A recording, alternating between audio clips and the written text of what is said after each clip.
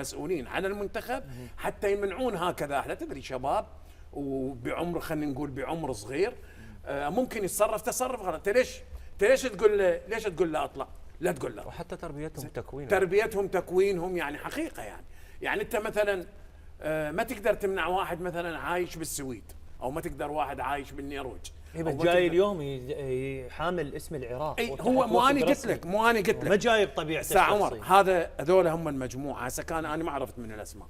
كائن من يكون من متواجد اذا طلع خارج الحدود بدون امر يتحمل المسؤوليه على كل ما جرى. بس اذا طالع بامر وقاعد ماخذ اذن وممكن المدرب قايل لهم روحوا تونسوا او روحوا غيروا جو، ما تقدر تحكي هاي ولا تقدر تتقاطع وياهم.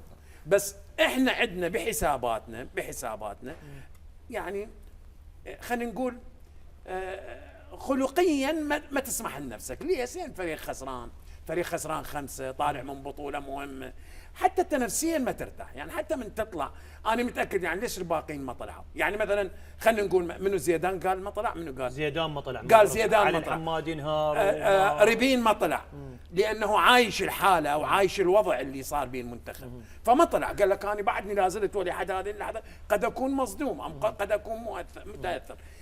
اكو نقطه مهمه هي اللي تفض هذا النزاع استاذ عمر.